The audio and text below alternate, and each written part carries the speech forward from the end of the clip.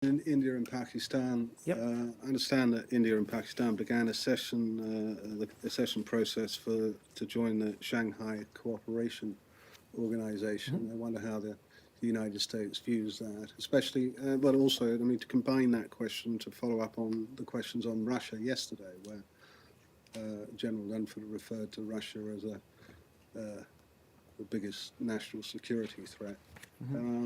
Does the United States, the State Department, share that assessment again? Well, first on the Shanghai Cooperation Agreement or group, I'd refer you to India and Pakistan for reaction to that or for the reasons why they've chosen to join that group.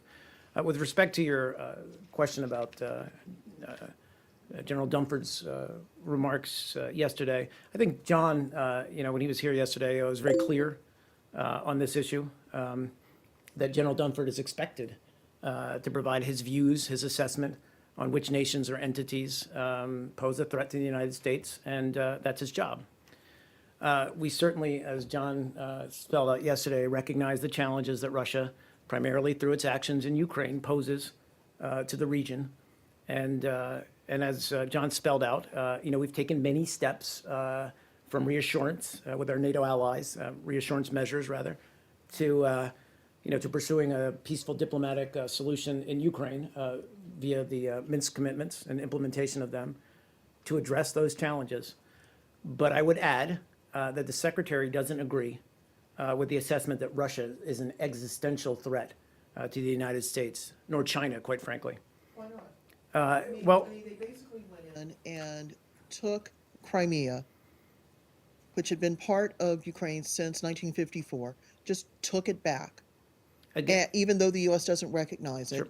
And it is continually stirring up trouble in the eastern part Sure. of Ukraine, so much so that the Baltic states have appealed to the U.S., and the U.S. has, responded by shoring up its commitment under Article 5 of NATO.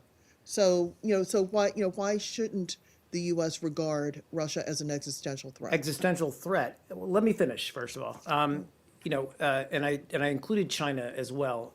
These are major powers with whom we engage and cooperate on a number of issues, despite any disagreements we may have with them. And those issues include, frankly, Iran and others, Syria, other issues around the world.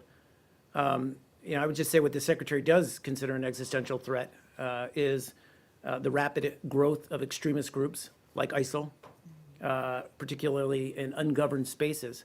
But to return to your specific question, we've been very frank about our assessment of what Russia is doing in eastern Ukraine and the need to address the threat that it poses there. And that includes other borderline states, including the Baltics.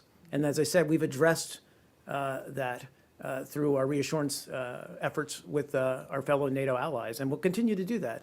And we're also helping, obviously, Ukraine through a variety of assistance, as well as working, as I said, to help it and as well as Russia and the separatists implement the Minsk agreements. We need to find a peaceful diplomatic solution to Ukraine, and that's our focus has been. But again, just to finish, we've been completely frank, I think, in calling out Russia for its involvement in eastern Ukraine in terms of troops, in terms of command and control, in terms of heavy equipment. Where I think I tried to specify the difference is the word existential. Certainly we have disagreements with Russia and its activities along or within the region, but we don't view it as an existential threat. And this